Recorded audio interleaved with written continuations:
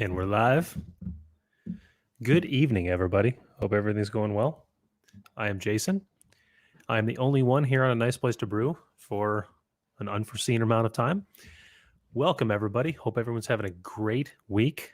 We do our webcast here every Thursday at 6 p.m. Central Time, 7 p.m. Eastern Time, available on Facebook and YouTube. And if you go to our YouTube page, you can see all of our past episodes. We've been doing weekly episodes for more than a year now, so there's plenty of content there.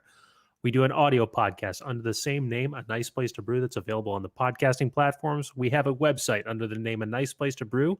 Our social media links are A Nice Place to Brew and Nice Place to Brew. And of course, we are here on the webcast, and we talk about all things beer and beer making. That's the material we cover here on A Nice Place to Brew. If you're catching us for the first time, welcome. Hope you enjoy the content, and leave us a comment and we will answer. We, of course, encourage everybody to send home brewing questions to us, and we will do that again here tonight. So if you have a home brewing question or anything craft beer related, or heck, it's just me here. If you just want to shoot the shit for a little bit, you can do that here too. So input is gladly welcome. So leave it here in the comments section, and cheers to everybody. I am drinking a cider tonight from Cider Boys called Huckleberry Jam. The flavor is apple huckleberry hard cider. This was gifted to me by a friend over in Wilmington, Illinois, where the world famous Route 66 Old School Brewing is located. I was very pleased with it. It's very fresh, just a perfect warm weather. Just kick your feet up on the outside patio on a late summer day. Just kind of flavor. So I was like, I got to have more of this. And of course, there's a 6-pack in my fridge now. Well, I should say 5-pack. So, oh, that's good. So that's that. When George comes on tonight, he is going to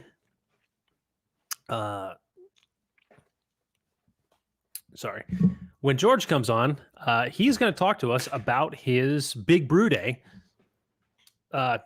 George brewed for the first time in more than 6 months, and he did broadcasts here on the A Nice Place to Brew YouTube channel. So he's going to talk to us about how things went, and he's also going to talk gadgets because he's using some new technology in his fermentation process, which he is very, very excited to talk about. So that is that. I am juggling tech. I'm juggling the show, and I'm also juggling text messages from my co-hosts, and I'm a little I'm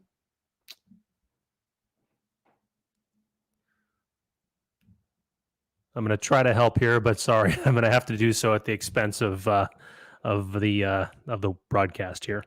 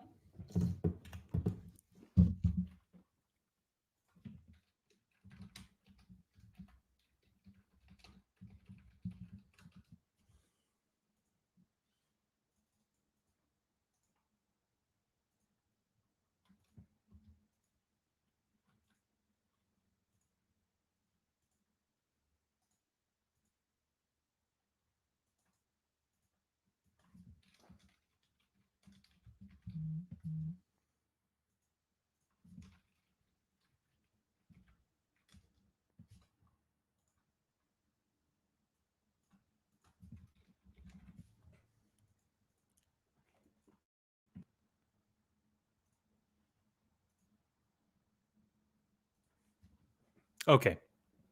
I believe my job there is done. Okay. Back to things. Cider Boys Hard Cider is made from, where are they located?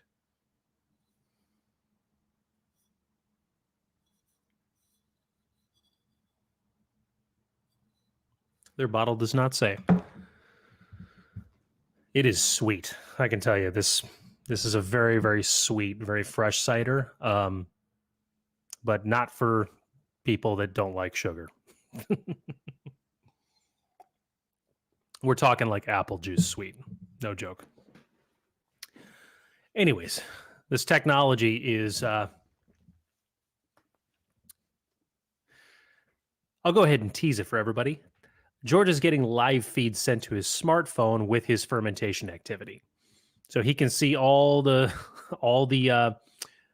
peaks and the temperatures and everything in real time from his smartphone. It's a very, very impressive, albeit not a necessity, but one of those very nice to have tools that are available to home brewers out there. So he will look forward to talking more about that as we like to welcome Mr. Paulie Bidney, who's broadcasting live from a vehicle. What's Hi, guys. Man? How are we doing? Yeah. Oh, great. Great. I'm holding the fort down here. I know. You seemed like you were struggling. I was like, I can at least talk on our way back. So, listen, I feel like Garth from Wayne's World. Just like, having a good time. That's about what I got right now. Yeah. Party on. You're right. Well, I'm not drinking anything. Nothing. I'm not drinking anything yet because we were in a car, and that's frowned upon in Illinois. Sure. Other states get away with it, but not in Illinois. Oh well. Almost there. I'll be back. Probably be there in 15 minutes or so. Just work a little late. Couple hiccups on the brew day at work, so no big deal. But whatever. It is what it is. Oh, and it did when I was trying to leave. A couple JBG members showed up too, and I was like, "Oh, I can have one." And all of a sudden, I look at the clock, and I'm like, "Oh crap! I'm supposed to broadcast in 10 minutes. I'm gonna be late." Yep. Before we get too deep into things, I will give a little plug here for our friends over at Mad Hatchet Brewing Company, our good friends. Sean, Mike, and of course, the JBG president, Kevin. Cheers to you guys. And congrats on your recent second anniversary. But more importantly, we are broadcasting here the day after Cinco de Mayo. Today is May 6th. And Mad Hatchet released their annual horchata beer, which, if you've not had, it's one of the best tasting beers you'll ever have. It's exactly like a horchata drink. So, come one, come all out to Mad Hatchet until, of course, the kegs are dry. And but please don't drink it all. Leave me some. Okay, cool. I'll drink it all for you, Jason. Don't worry. Just think of me. Just think Jason's here. He's going to enjoy this. Oh, Jason, I'm excited to have you come for your little release on Friday. It's going to be fun. I am. Yeah. Gosh, that's tomorrow. I can't believe that came quick, man. Oh yeah, that's right. It's tomorrow. Yeah. Actually, Uncle Rick's gonna be brewing with me tomorrow, doing the second turn on a brown ale. So yeah. So he'll be able to hang out. He'll be there for the release too, then. Yep. And nice. Okay. Yeah. Oh, and I'm gonna say this right now. I'm sure I've said it on social media. Well, I'm sure we said it on the show, but I looked at the list today. And we only have 8 spots left in our homebrew competition. Mm-hmm. So anybody listening, if you want to get in, email the brewery. We got 8 spots left, probably 7 or 6 as of tonight. So, well, they do have mine, so you won't be crowding me out. So go ahead and fill up the rest of those spots. Where can people go to get details on that competition, Paulie? Our Facebook page, and for people in Chicago, I did just share the post again on the Chicago area microbrew page. And then I also shared it on the Joliet Brewers Guild social page.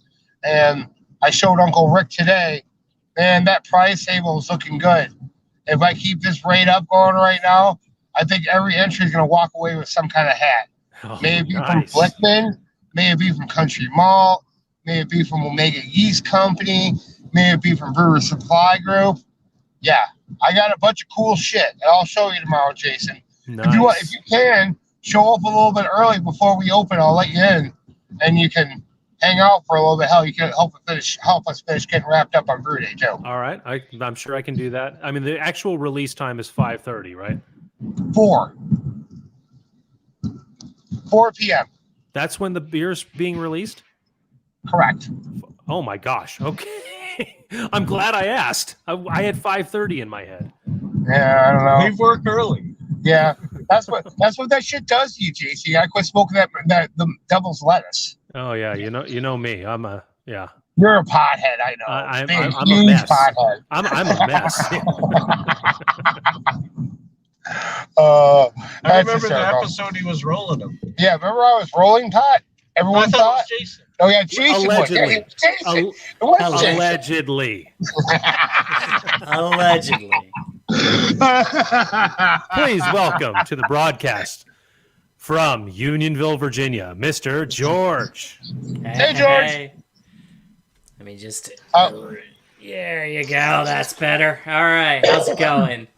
Good, man. Good, how are you? How are you? Doing all right. So I teased the heck out of your new technology. I know, So right? Yeah. If you want to okay. dive right in, I think the audience is well prepared. If you are. And actually, I teased it a little bit on as the description for this. I was like, it's the Maiden voyage of the Plaato. So let me pull it up here.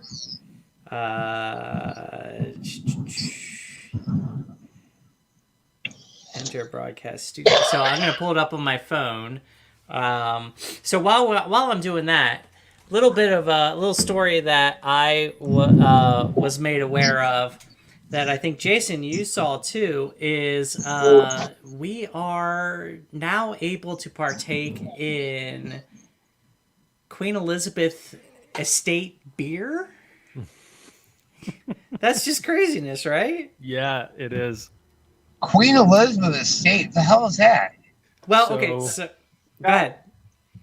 No, go Queen's ahead. Brewing. There's two different beer varieties. One is an IPA and one is an English bitter. Okay. And this Queen Elizabeth, is this what the Queen of England drinks exclusively? This is what that is made. The ingredients and stuff are grown on her estate. Oh, okay. Yeah. The 95-year-old They monarch hate us Americans, so we weren't allowed to drink it? Sandringham Estate that it has developed its own beer range, an India Pale Ale and a bitter. Organic barley grown in the grounds of the Queen's Retreat in eastern England has been used to develop the beers, which are available to buy in the Sandringham shop, the estate said on Tuesday. So, ingredients grown and available on site, and they make the beer there on site as well. That's pretty cool. Yeah. I wonder what the shipping is across the Atlantic George Ocean. Washington-ish. I'm kind of scared what the shipping would cost. It'd be like $100 batch of beer. It'll be at Benny's next week. It'll be a mini Yeah, sandwich. boys. Peanut gallery over here. Well, yeah. Tell you You what, may be right. if they piss us off, we can just throw it in the harbor, right? That's what we do, you know. Are you talking about reenacting the We do Boston that. Tea Yeah, Party? yeah. Okay. You can do that. In the Boston Harbor. Yeah, fuck them. Go in there. Hopefully nobody from England's watching. Sorry, guys. Okay, turns out I thought that I could share this on my phone. I thought I could log in with the studio on my phone and share it. Let me try this, and if it doesn't work, I can take some screenshots and share them. So, can you guys see what's going Screenshot on you sent there? us the other day. Okay, it's looking good. All right. Okay, So we can see the big numbers. We can see the lines on the graph, but let me not do the this. axes. Okay. Oh, there's George. Hi, Does George. that help? Okay, that's pretty. Yes, it does help. Okay. Okay, Yeah, a perfect. little bit. So basically, there's no fermentation happening right now because unfortunately my Saison yeast is being a pain in the ass and has stalled out. But the Plaato app gives you a bunch of really good settings, you know, really good information here. And you know what? This is dumb. I'm going to take some screenshots and email them to myself and be able to share it. Right on. Okay. Okay, You so also have a picture of the piece itself. I can, yes. Cool. Okay. In fact, I have that video. Let me send that I to think myself. that's too. probably like the perfect starting point. So give me a minute and let's talk about something else, and then I'll get that together. All right. Okay. So, Paulie, Yo, how do you feel about cider? I like cider.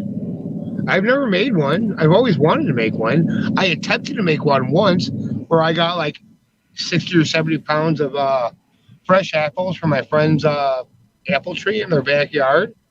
And I spent 6 hours juicing them fucking things.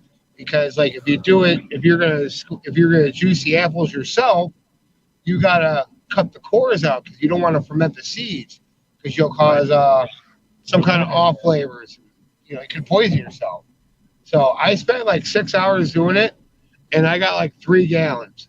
I was like, you know what? Fuck this project. I'm down. I'm going to buy juice, and I haven't done it.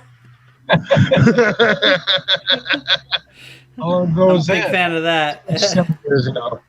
So And George actually- has some experience in this too with one attempted cider batch. And I believe the Yes. takeaway, George, was fermenting apple juice is no easy task. So here's what I'm going to say. Fermenting store-bought apple juice is no easy task. Oh, okay. And- I wish I would have been clear on that. Yeah, that is why, because, apple juice, they put preservatives in it in order to make sure it doesn't go bad and it's a little bit more shelf stable. So it is possible, but you have to overcome those preservatives in order to be able to ferment that down. If you want to do hard cider like that, my suggestion would be to try to get a hold of, and what my plan is now that I'm living in apple country, to get raw cider and raw juice and work from that. One thing go. you can do, one thing you do have to check when you buy store-bought stuff, make sure it doesn't. You gotta read the ingredients and make sure it doesn't have potassium sorbate. That's what it had when the store bought one, and most store bought ones do. Is if you go to a grocery store and things, that most do.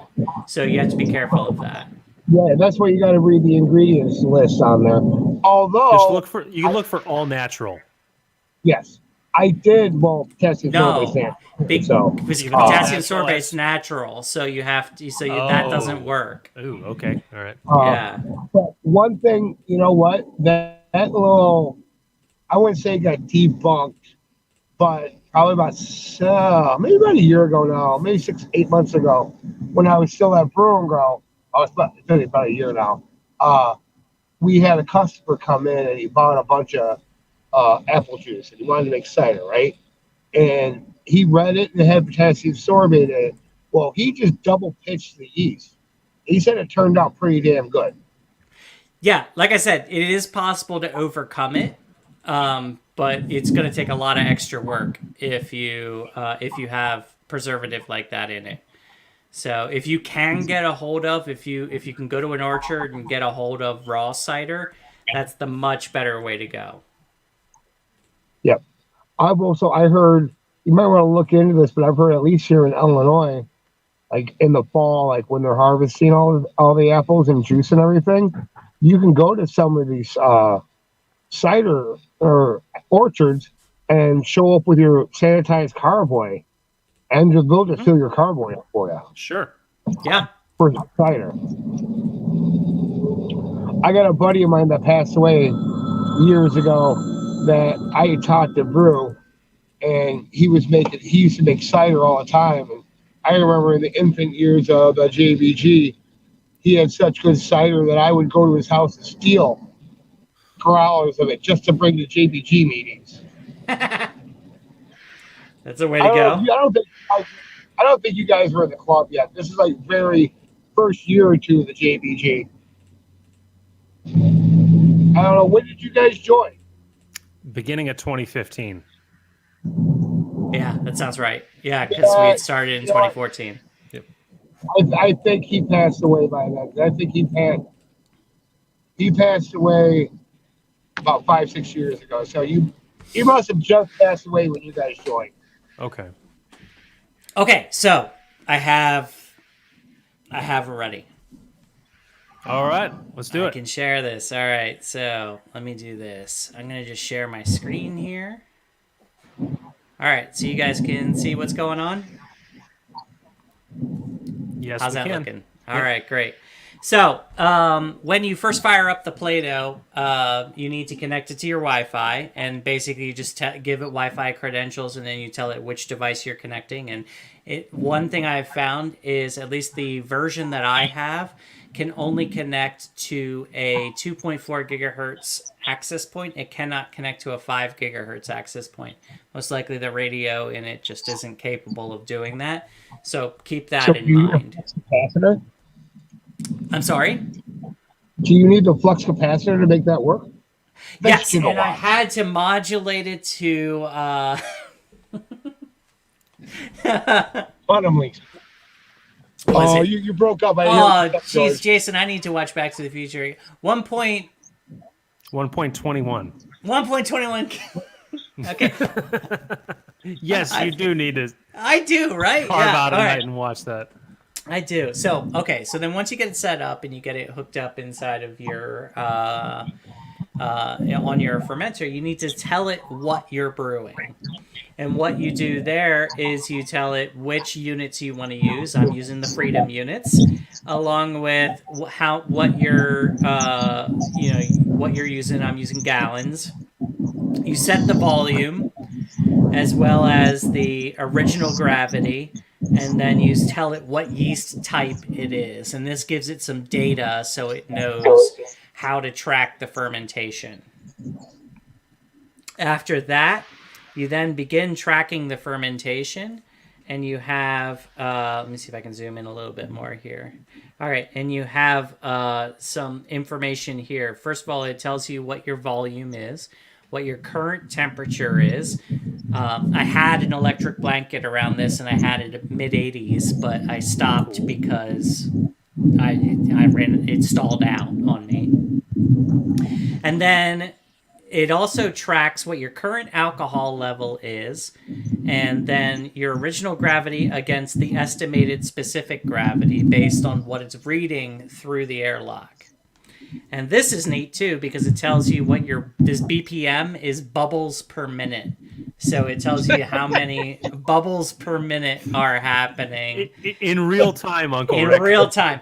In real time, it updates. It doesn't Do they update make like this for a pro system? I want it on my computer. At work, It I doesn't- gotta have this. Bubbles It per does- minute. That's hysterical. Did you fart? No, that's just my bubbles. Yeah, what was the website, George, where we found this? I honestly don't remember where Yeah. I stumbled across it, but it's Plaato.io. Okay. But all right, so bubbles per minute, Hey guys, and then I'll go ahead, be Paulie. back. Oh, sorry. I'm gonna be back in a few minutes. Yeah. I'm going in the house right now. Yeah. I'll be back in a Okay. second. Okay, great. Okay. All right, bye. All right, and then I set this for 1 day to give you an idea, but you can see the different time frames down here. And I hid that because I got to show you this. Okay. What it does is it tracks the shut up. The total bubbles. And not only that, but it also converts it to gallons of CO2 expelled. So you know your total bubbles as well as the gallons of CO2. Right? I'm saying. And then it also has, it graphs it out. Hold on. Change that to 3 days. How I can't. It's a screenshot. Oh, crap. Okay. Yeah. But no, that's total over the life. That's not 1 day's worth of total. But these numbers. That's only the graph then. Yeah, this is only the graph. Okay. So this is 1 day's worth of graph. So you can see that it has a couple different things here. The white line is temperature, the orange line is gravity, and the green line is fermentation. In other words, basically your bubbles per minute. Yeah. And it tracks that and graphs that out for you. Not exactly in real time. It updates about once every 3 to 5 minutes. But it will track all of this for you. And The other nice thing is if you want to double check it as you go, you can do a correction of the specific gravity estimation. So you can take a sample in your hydrometer or refractometer with some alterations, some calculations there, and you can set your specific gravity and tell it where it is at a particular point. So it'll give it a little bit of a leg up in estimating where your gravity is. So I'll tell you what, I have been absolutely addicted to this app as this was going and just watching this in real time. I could see as the temperature was falling, as my electric blanket timed out, because it's one of those that times out so it doesn't burn the house down. Okay. And I could reset it to warm up my beer again. I could see, and for those of us that, and I'm definitely going to be exploring this, for those of us that are interested in feeding this into other systems and things, you can do both API and webhook out of this system. So I could have this feed into a Raspberry Pi and have it displayed on my wall. And, all the stats and graphs displayed on my wall in real time. And I've thought about this too, like the electric blanket, as far as like an Inkbird, they make Inkbird like temperature, not exactly temperature controllers, but digital outlet controllers that you can control via Raspberry Pi. So my thought is I could control the temperature control by readouts from the Plaato as far as what the temperature of the beer is, and turn on and off cooling and heating based on the temperature of the beer as read by the Plaato, which is reading from the bubbles that come up from the beer. So it's a much more accurate temperature reading than reading like the ambient air or anything like that. That is definitely true. Yeah. So that is I'm super impressed with this. This is the version 2, I think, of the Plaato device. Okay. And beyond all of that, it operates exactly like an airlock. I actually have a video here that I can show you. Yes, there we go. Operates exactly. So that's your fermenter all wrapped up in blankets, like you were saying. Mm-hmm. What's the temperature as this is happening? 80, 81? It was about like 84. 84. Okay. Was about the nominal temperature. All right. Good. So yeah, at this point, I think it was like 180 bubbles per minute, and so you can see that I don't know if you can see this, but the Plaato airlock has notches where the insert, like the insert you usually put in an airlock that kind of controls where the bubbles coming out. Yeah. It has notches so that the bubbles come out at a particular part. So the bubbles come out over the sensor. And so it operates just slightly differently than your typical airlock, but it's super easy. This part is, the top part's very nice. You just put it on and twist it, and it locks in. And this bottom part here is the brains of the outfit. And all you have to do is plug it in via, it's a mini USB. I didn't see that light going on and off until just now. Oh yeah, that's every time a bubble comes, that light goes on and it reads what's going on. Okay. Okay. Yeah. So yeah. So you can see I've got the gray blanket there is the electric blanket, and then I've got another blanket on top of that to really help with insulation. And it worked really well. Now, like I said, I've got it turned off right now because, so a buddy of mine has some US-05, and I'm going to grab that from him to hopefully finish this off, since unfortunately my Saison yeast stalled out. But yeah. So you fermented probably 70% of this with the Saison yeast and finished off with US-05, which that would be the direction that I would go to. So what do you think the flavor is going to be? Do you think there's going to be enough of that Saison character from what's already been done? I'm hoping, it's a significant amount that has been done, and it was a very vigorous fermentation at the right temperature. So Okay. the right esters and everything should have been created.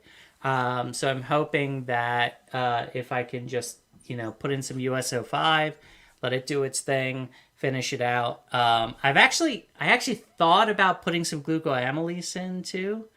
Help maybe break down some of those proteins. That's an interesting thought. But I'm not sure if I'm going to do that. But just hoping that I can, with nice neutral yeast, finish it off. Cool. So, does every home brewer out there need to have this? No, absolutely not. No. However, I don't think you'll be upset if you get one, because for anybody that is we're all super interested. How is our fermentation going? And this can give you near real time feedback on how it's going, and that's just great to have. So Right on. Well, I call that a right. glowing review. Like, you may be getting a job offer from Plaato fairly shortly for that. I feel like that was the best product demonstration I think anybody's ever given for that. yeah. I wish I'll have to go back and watch it tomorrow. So I'm looking at, we got the question from Ryan L about entering shipping for judging. For the homebrew competition, absolutely. As long as it makes it in through the mail, because we all know how the mail system works. So just go to our Facebook page and do it. We got, And just to push that along a little bit, you can find the Facebook page at RT66. That's the way to find Old School Brewing. Yep. Yep. Thank you. I forget to do all that shit. So this may be a global competition now, Paulie. Wouldn't that be cool? Is this Brian, the one from New Zealand or whatever? Atlanta. Brian's Brian's from in Atlanta. Yeah. Oh, Atlanta. All right. Yeah, for yeah. sure. Yeah, for sure. So- Send it up. Or, you can always just go on a road trip and come to the brew mecca of the country, which is the Chicago area. Yeah, the We Chicago do area. have the most breweries in the country right now. We do. Is that true? Yeah. A few years ago, we had more. Well, it's weird because they go by region, and with Chicago area, it goes from the Wisconsin-Illinois border all the way down through northeastern Illinois, and then even into northwest Indiana a little bit too. Yeah, And- it's still technically Chicagoland. And I think the last number I heard, which was probably like 5 or 6 years ago, and a lot more breweries have popped up since then. We were at 168 at the time. Okay. Wow. And that was probably like 5 years ago. Uncle Rick, you want to ask your question? Yeah. All right, I'm gonna move out of the way. George, Uncle Rick's got a Yes. question. Okay.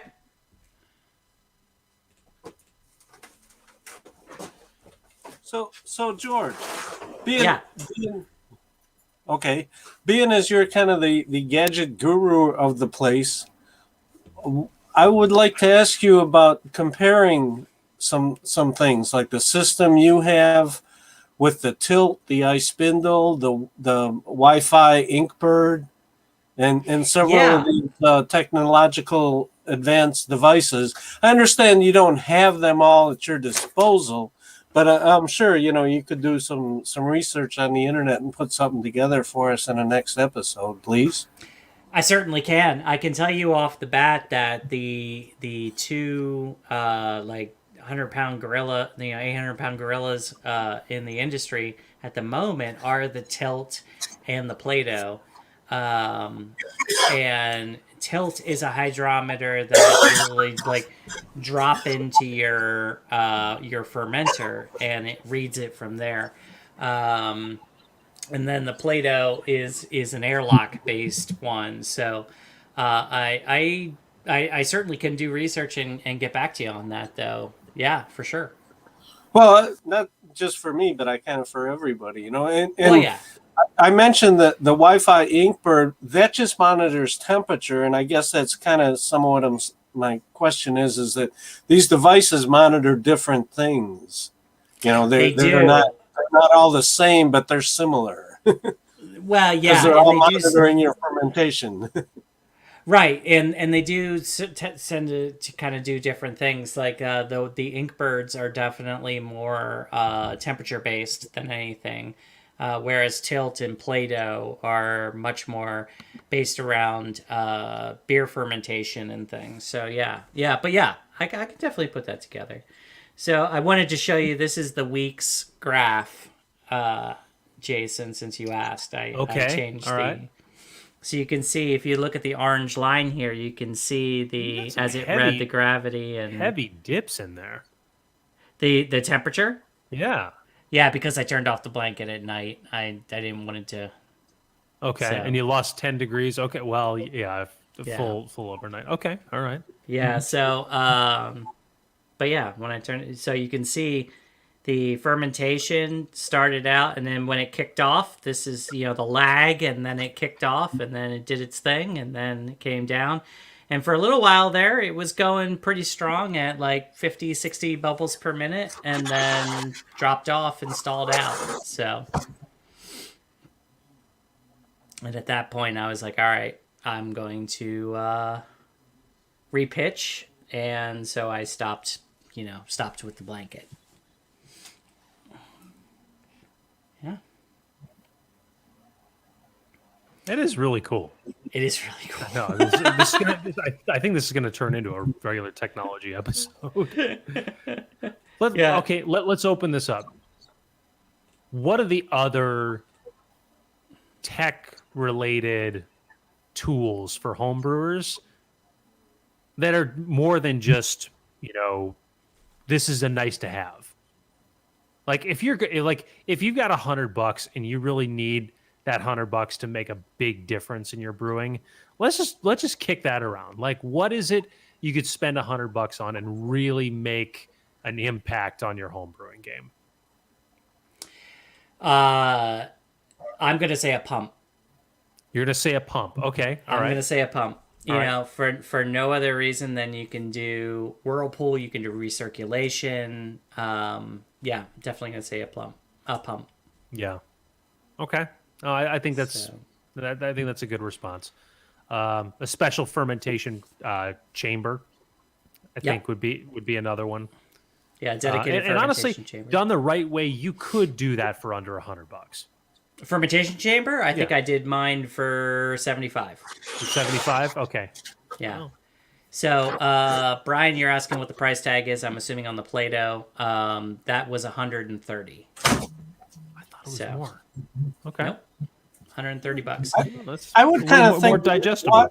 Water chemistry would probably be like one of the big early things to. Yeah, but you could do that you could do that for almost free. You just need a few chemicals, which your total outlay there, Jason, maybe $30. Yeah.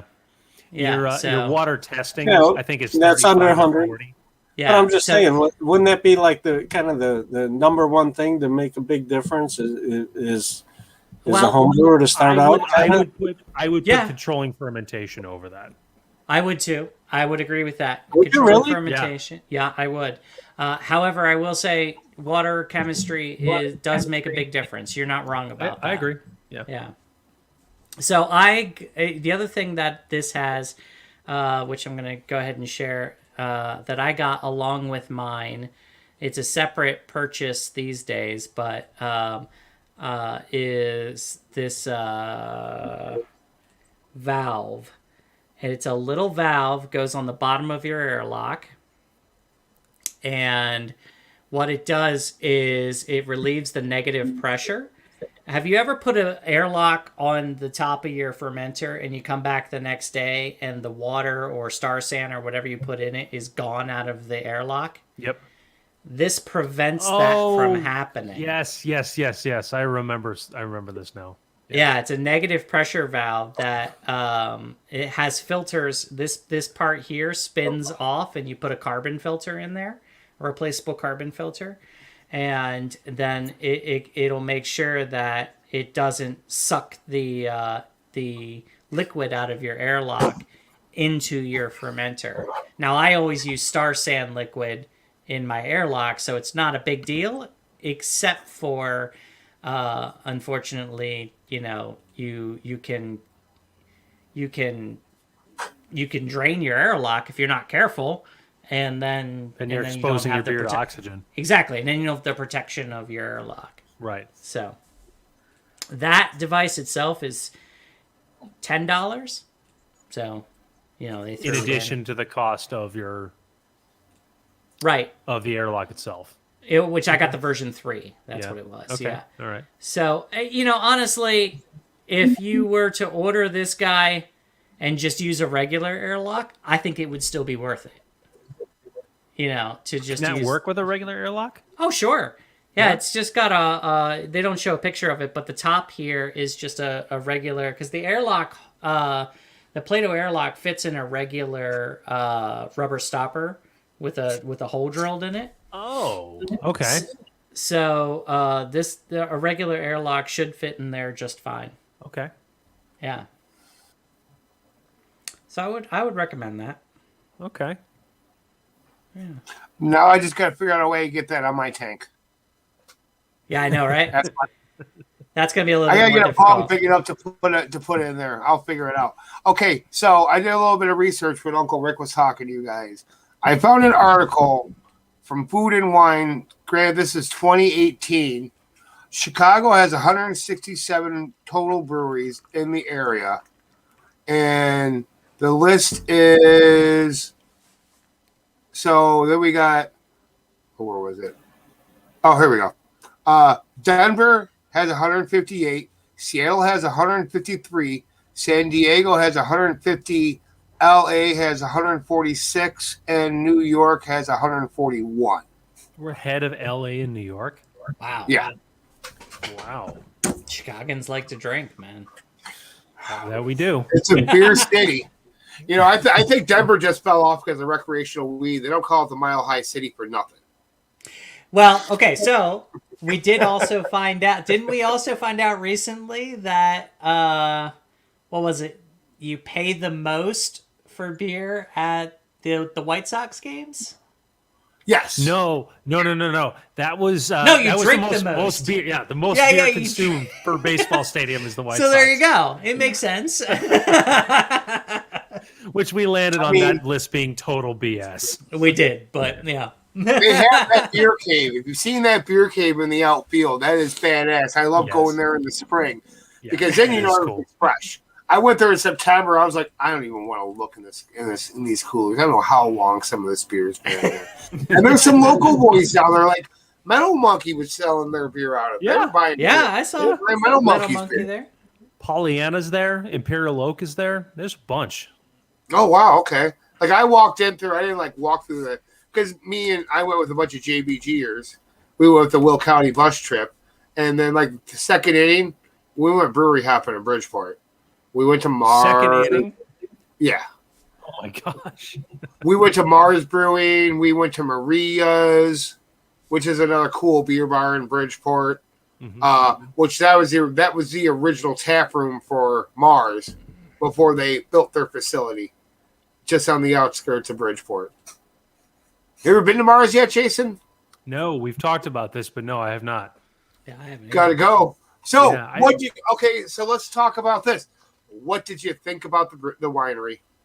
Did you go down and see the caves where they exposed the caves and looked at everything down there? So we went to the building that we thought would be the one, but all we saw was like these under construction caves. That's it.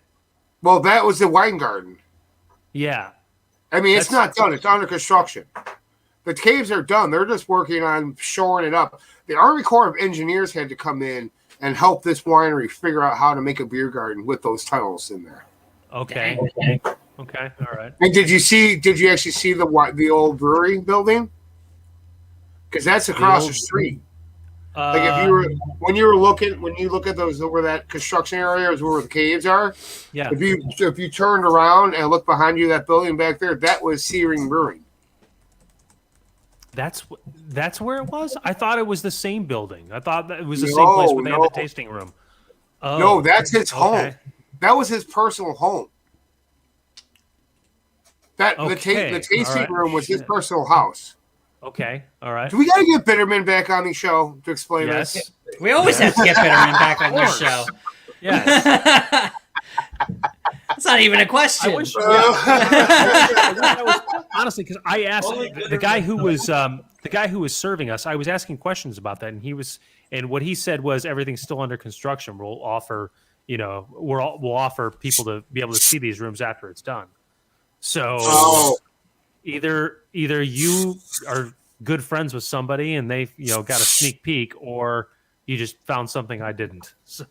Well, I did talk to a couple of the people when they sat us at the table, and my server was actually the vintner. So okay, all right. And then I told them where I worked and who I was, and we just started talking shop from there on out. Okay, so that's how you landed that. Okay, got it. Yeah, I just had to throw some names out there. Yeah. So the place we're talking about is Bishop's Hill Winery, which just opened in Joliet about a month ago. Okay. Right. It is well worth going. Yeah? If you're even lukewarm on wine, or if you really like wine, and I do, it is well worth going. I absolutely love not only the wine, but the room.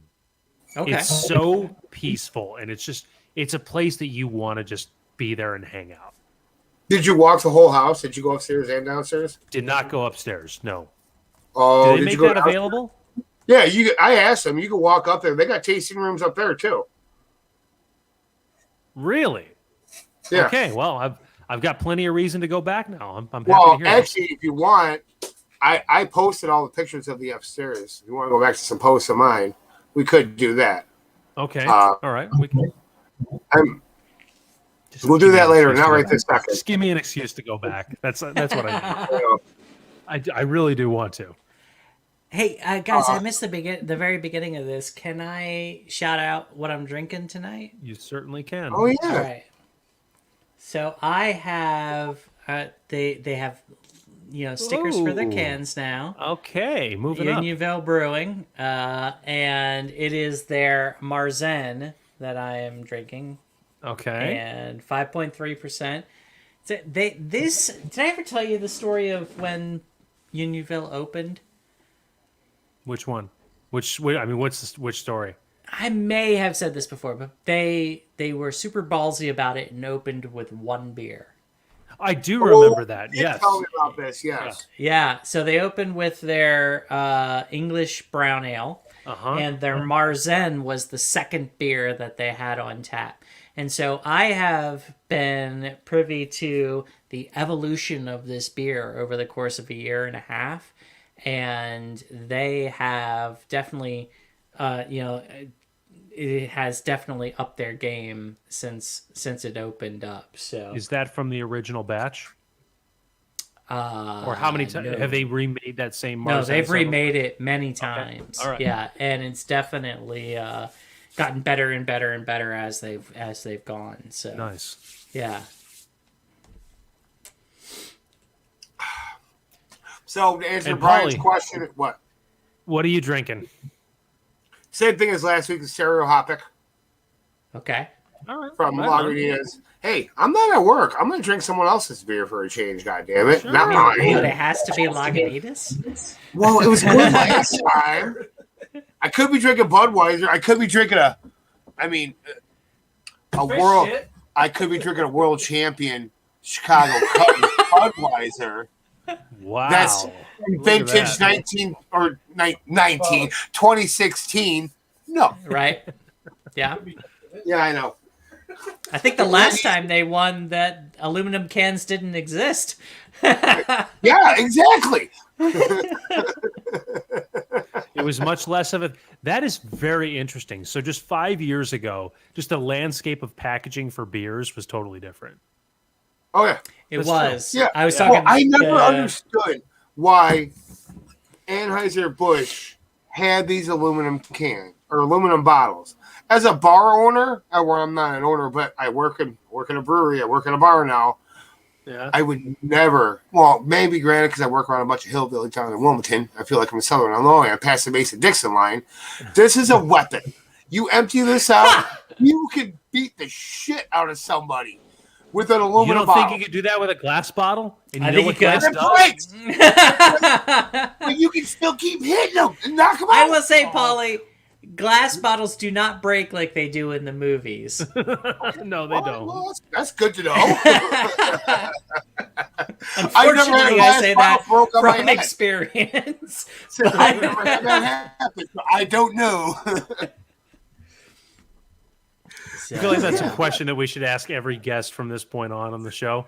Have you ever broken a glass bottle over a bar and started a fight?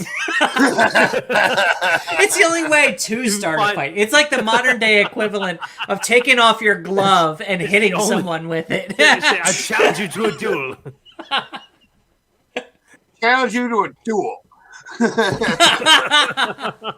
Oh, and That's the only way to Brian, start a fight. Brian, we're not having an entry fee. The only thing we were trying to do, but if you're going to ship something to us, we want people on the 17th, the actual day that we announce the winners. We're having a little party down there. We'd love to have you come down and share your beer and shoot the shit with all the other brewers, and then you get to pick from the prize table. Which I don't know if you guys have been following my Facebook post. That prize table is getting pretty badass. Yes. Nice. Road trip. Right? Road trip. Yes.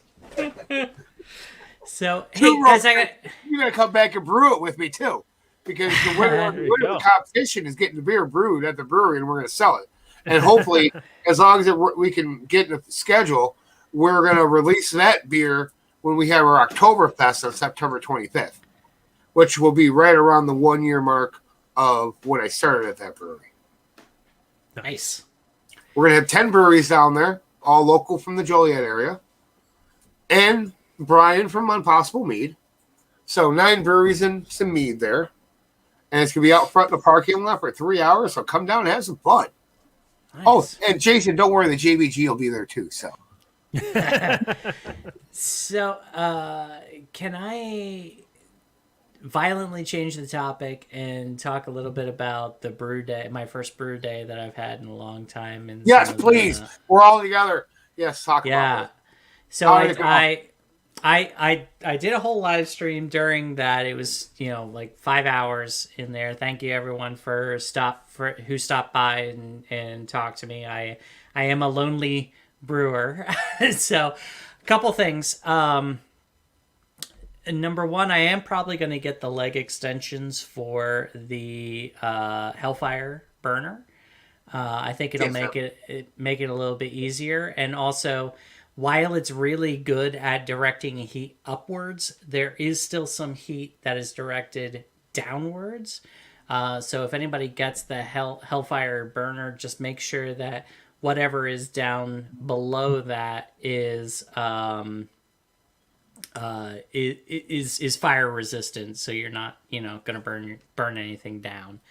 Very cognizant of that.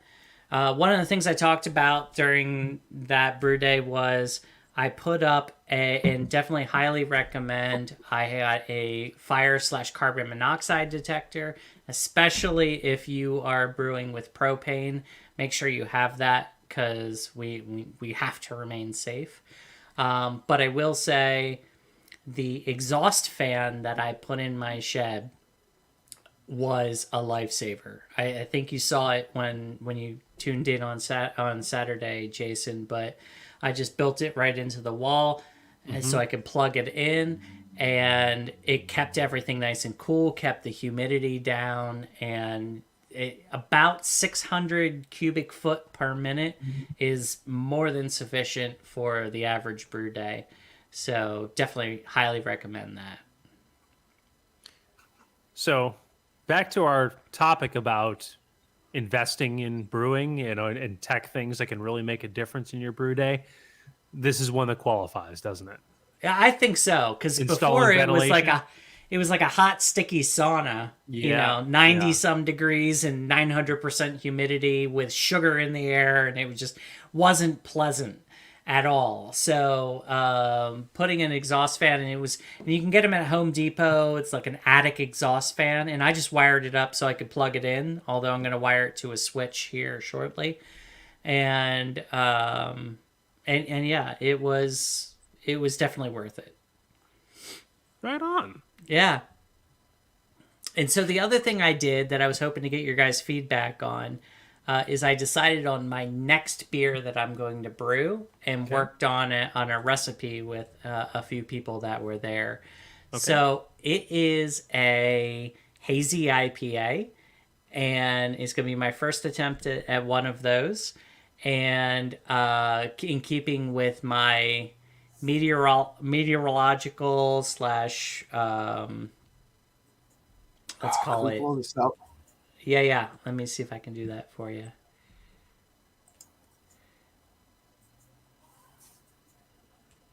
How are you doing, Polly? Doing better? Good. I can see it now. Okay. All right.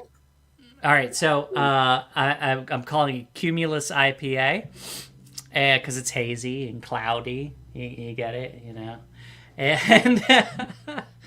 And so what I'm looking at is 2-row pale, 6 pounds of that, 5.5 pounds of Golden Promise, a pound of Carafoam, and 12 ounces of aromatic.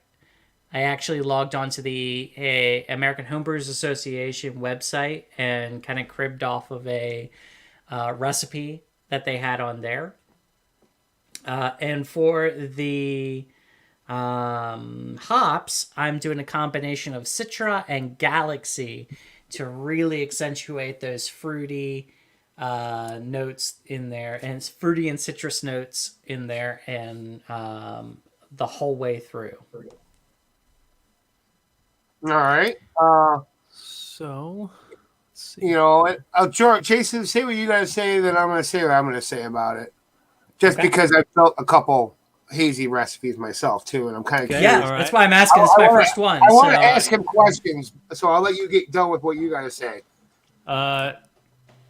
Steep Whirlpool editions at 60 minutes. Yeah.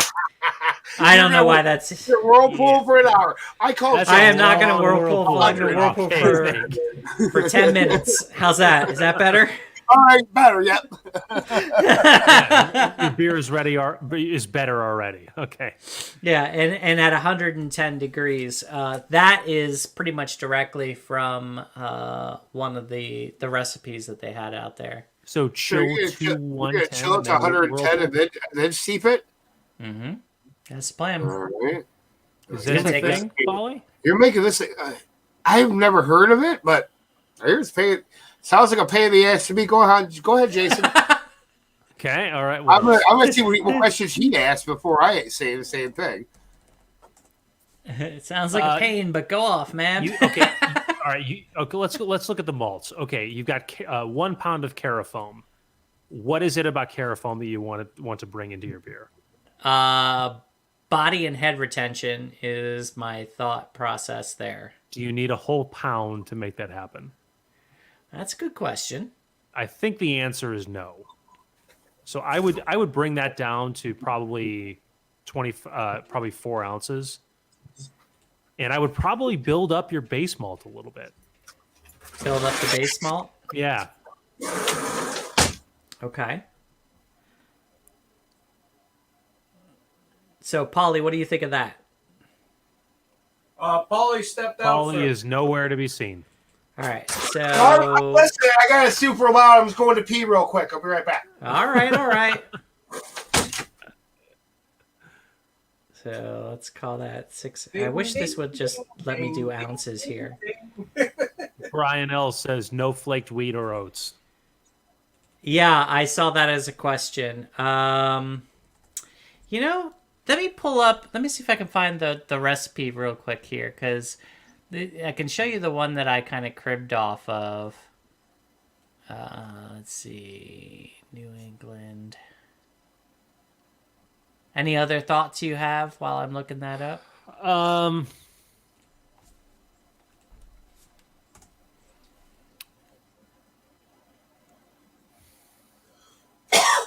Yeah. Yeah. Do either of you guys use the bag when you brew? I'm sorry, what was that? Brew in a bag. Oh, brew in a bag? we No. don't. No. I'm just asking if you use a bag at all. At all. I've used a mesh bag for hops before, but not recently. I've been using one on the anvil and kind of liked it. I think I'm going to try using one in my mash tun. I was just curious if anyone else had tried that. Or what? So are you thinking something more like this for a fermentables balance, Jason? I think that's better. Yeah. What do you think, Polly? Just focusing on the fermentables for a second. What do you think? All right, so I see you played with the pale malt and the golden promise. Why are you splitting the base grain? Okay. And I would use Simpson's golden promise over Thomas Fawcett too. So that's okay. So I just picked Golden Promise to be honest. Right. All right. Well, no, because I use the original polished truck. Polished truck uses Golden Promise.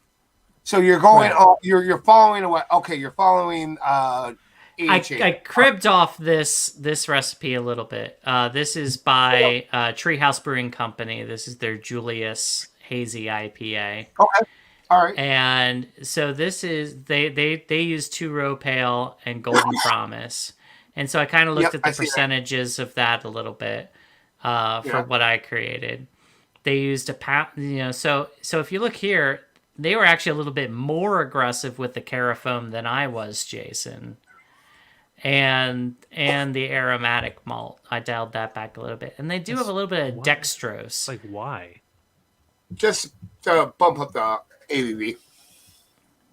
I mean, The there's other carafoam? ways to do that. Yeah, I know. Carafoam's not going to bump. Carafoam's not going to bump up the ABV. No, the dextrose. Yeah. Yes. Okay. The dextrose will. But yeah, okay. So, I mean, now that I see why you based it on what you based it on, because I kind of did mine on my own. After reading a few articles here and there, and looking at many recipes when you're at work. Granted, Polished Truck does use Golden Promise, but a lot of people are using Pilsner malt for hazies. It might be an East Coast thing. It might be. Would you classify Polished Truck as a hazy? Oh, fuck yeah. Yeah. Oh, absolutely. Okay. Oh, yeah. Okay. So, I mean, do you, but I mean, so you're missing a bunch of flake shit because I've always heard that's what Brian is pointing out too. Like flake wheat. I like the idea of flaked wheat in there. What do you think? Oh man, I wish I had. I don't have it on me. Actually, Uncle Rick, you have Polished Truck on your computer, right? I believe so. All right, hold on. I'm open right now. Do you use flake wheat or flake oats? You think, Polly? I use both. Use both. Okay. I use both. I use flake wheat, flake oats. I use unmalted wheat. I use golden naked oats because golden naked oats is my favorite fucking specialty grain. I could put a pound of flaked wheat in there without affecting the profile too much. I think that would work, and that's going to add that more of that hazy character, won't it, Polly? Yeah, I'm listening. Hit this so it goes from 1 to 2 or 1 to 7. Brian, I think that's a good idea. Hit that button right. Percent. There you go. Pound sign. All right. So here's Polished Truck briefly. I gave it to Uncle Rick for his beer smith. I use 5-gallon batch. I'll just ramble everything off. I got 10 pounds of Golden Promise, a pound of Golden Naked Oats, a pound of flake wheat, a pound of somehow he's got 2 flake wheat. Flaked oats, flaked wheat, and a pound of unmalted wheat. And we're on fermentable, so we'll keep it right there for now. Okay. All right. So, Jason, I don't know if you saw, but I'm adding a pound of flake wheat to the mix here. Oats would be good. I think oats would be better. Okay. Yeah, I say a pound of flaked oats too. 2. Okay. Oh, a pound of flaked oats 2. So 1 pound and 1 pound in addition. Wow. Okay. All right. So like that. Yep, 1-1. And then I- aromatic, I'm kind of curious about. Yeah. And then the foam, I've never done it in one. So now you have me intrigued too. When I build hazy. So All right. So go on. I was gonna say let's unless you have something else to say about that. No, I think, we're good on the grain. Yeah. okay. So let's jump off of that and talk about some hops edition. there. What do you think? Oh, you fucked it all up. Love it. That 30 minute your times are way off. So Okay. Citra, 10 minute. Take everything and make it within the last 10 minutes of the boil. I was tempted to say that too. But how am I going to get 10 minutes the of boil and then 10-minute whirlpool, and then maybe one more hop. All right, so let's try this. I'm concerned about getting the ABV that I need. You mean the IBU? Yes, thank you. IBUs that I need. Although apparently I shouldn't be. This is the very common method, the way the hazy recipes are built. Yeah, and this is my first time, so Yeah. all right. What do we think about that? All right, so we got 2 ounce. Cut them back. Just do 1-1. 1-1? Okay. 1-1, 10 to go. Bring your bitterness down. There you go. All right. So 10 minutes. So you're doing a 10-minute and then you're doing a whirlpool. One other option you might want to do is a high Kreuzen edition. Okay, so these say dry hop 2 days. These were meant to be a high Kreuzen edition. These are a high Kreuzen edition. Beersmith doesn't have an option for a high Kreuzen edition. Yeah, that's why it's called primary edition. If you maybe I get it on Beersmith Pro. At least on the version I have, it doesn't have an option for that. So I said dry hop 2, knowing that I meant a high Kreuzen edition. Then, all right. Then you're going to need to, I would say, cut that back, do 1-1. Okay. And then do 2 each for a double dry hop, and then throw something sexy at it, like a cryo or something. Why would I throw a cryo at a dry hop? Polly's trucks won many awards because of cryo hops. Yeah, but isn't cryo mostly for excessive bittering? No, it's all for the end. You don't bitter with cryo. Cryo is all dry hop and flame out editions and whirlpool. I thought the alphas on cryo was like super high. Yeah, that's why you throw it at the end, because you're not boiling it or anything. Huh. Okay. So it would be too strong to use as a bittering addition? Yes. And I think because the way they were made, because they're cryogenically frozen, it doesn't work well in a boil. Okay. Does that make sense? I did not know that, but that's good to know. I mean, no, but I'll take your word for it. I mean, go ahead. You could use Citron Galaxy, but then throw something new and sexy at it. And I would do an ounce and a half of each one. The last one I did a dry hop on day 3 and 4 after fermentation slowed, and then again 3 days later. I think that's kind of what you're talking about, Paulie. Yeah. No, it's once it's done after fermentation. That's what we call the double dry hop. Like you see that DDH and all these fucking I wasn't really bullshit. No, I wasn't really concerned about like the double dry hop. Like, does that really add that much? I think it does. I got a silver medal for Charlie Orr, and one of the best-selling beers in my work. It's got something to say for it. All right.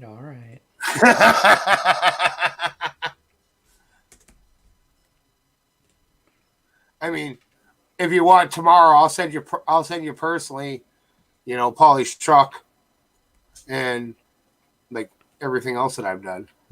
So We've been learning a lot of hazies. Yeah. You can send it to him from my computer. Yeah. Brian, is that you saying that it really does add that much?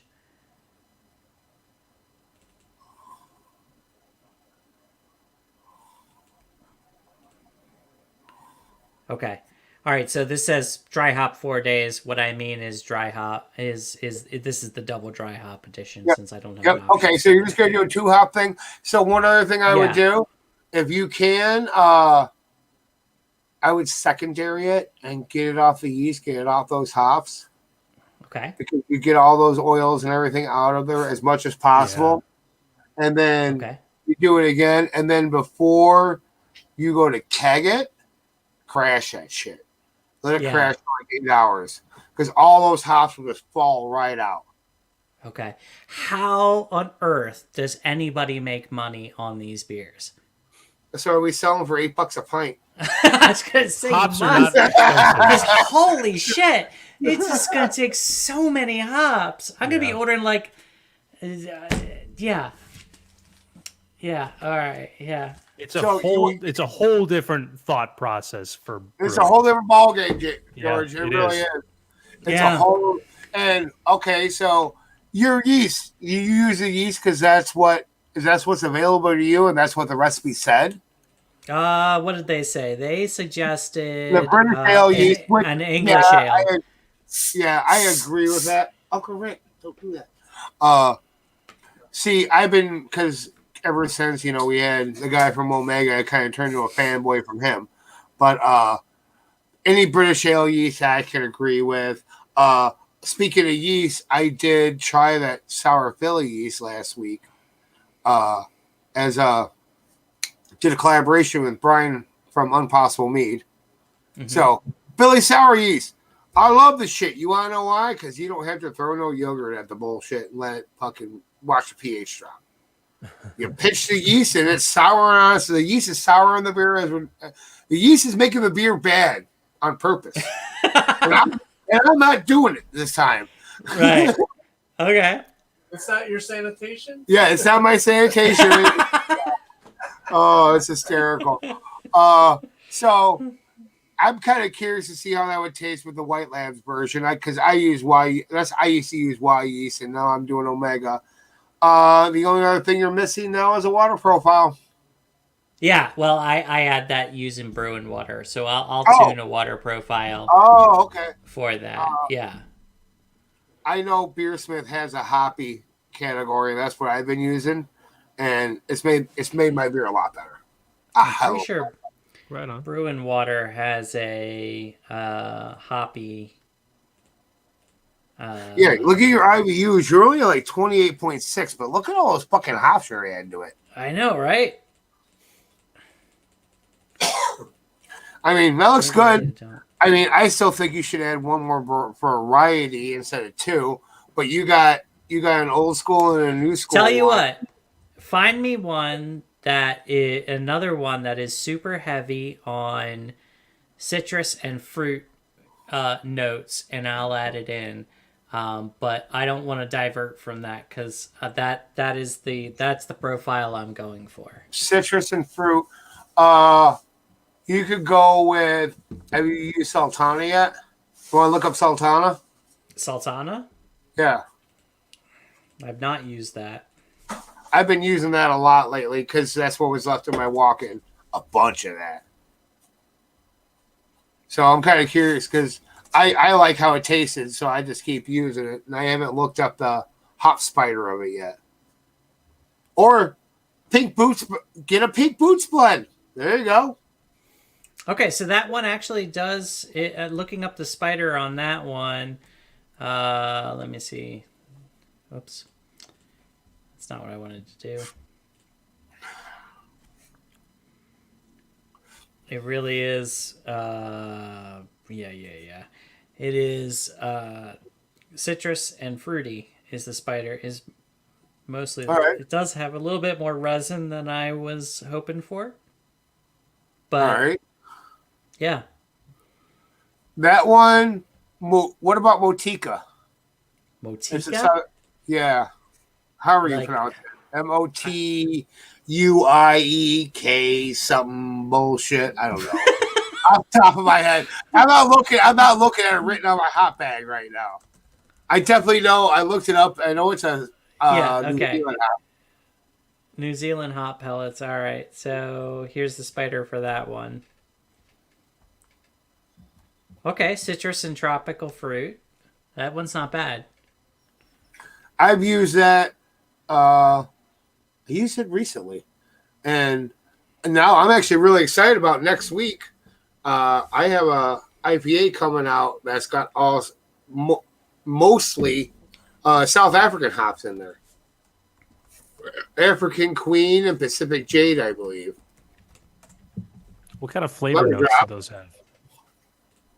That's what Brian's suggestion was, lemon drops. So I want to take a. So yeah, Brian. My only concern is the herbal nature. I'm trying to avoid that a little bit, but I do like the citrus and tropical in there.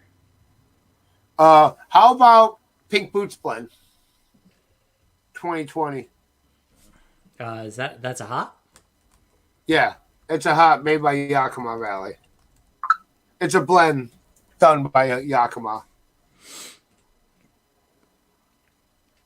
Pink Boots Blend. Let's see here. Oh, there's no spider on that one. Oh, I can find one. I have to go through. I have access to it. Oh, you know what, George? I'll send it to you. Okay. I'll find it tomorrow at work. I just gotta go through some emails and whatnot.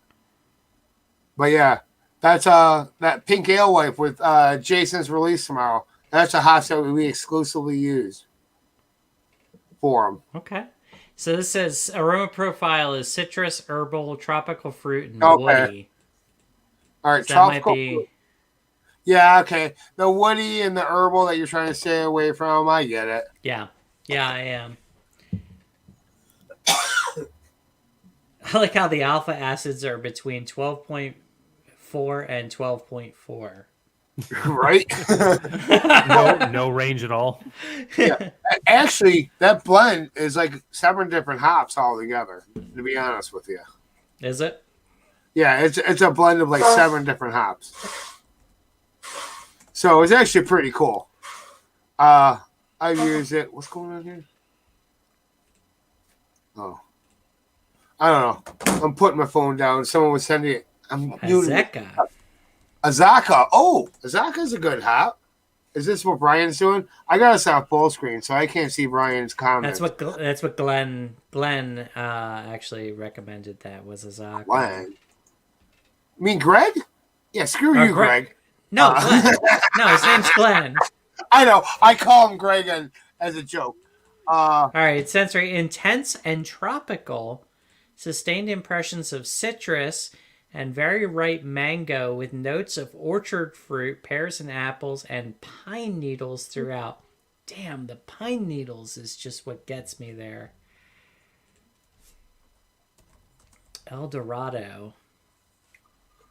You ever used El Dorado hops? I have. That's piney. Hey, That's while piney? you're looking that Okay. up, I think it's piney. There's a question back here that Brian asked that we haven't addressed. Brian, we are not judging on the 17th. You drop your bottles by end of the day on the 11th, that Saturday, or ship them to the brewery.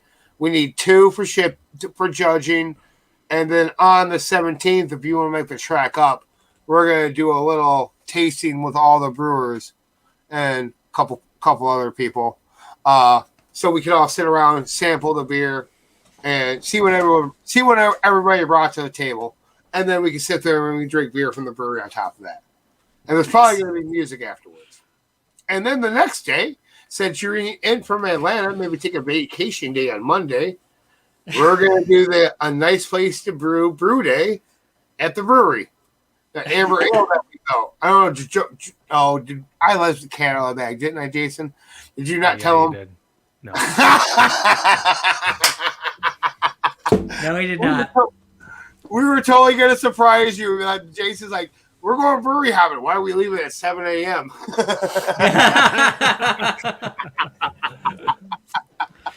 Well, George, now you know. Now I know. All right, guys. I think that's a good alteration. So I think it's going to be an interesting one. It might. What I think it's going to turn into is it's going to be one of those that is, I'm going to try it. I'm going to make it. I'm going to try it and then tune it from there. And I think it's going to be one that is going to be really fun to experiment with as we go. I agree. Hazy You really have beer, you have a great system. You have a great system for this. You got pumps. You got the Herms set up. Mm-hmm. You got temperature control. Like you're primed and ready. Yeah. So I look forward to trying it. Yeah. Should be good. All right, boys, round it up. Yeah, man. All right. Thank you, everybody, for tuning in. Check us out next week here on YouTube and Facebook at 6 p.m. Central Time, 7 p.m. Eastern Time. If you want to catch us before then, check out our YouTube page. Check out all of our past episodes. Check out our audio podcast. It's on all of the podcasting platforms under the same name, A Nice Place to Brew.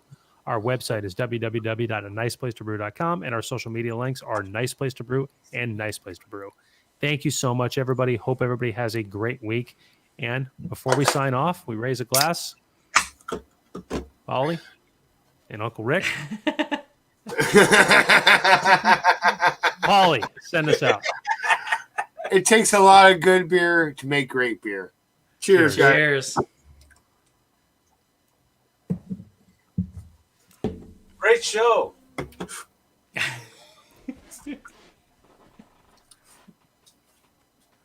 Internet problems. Oh, I got it.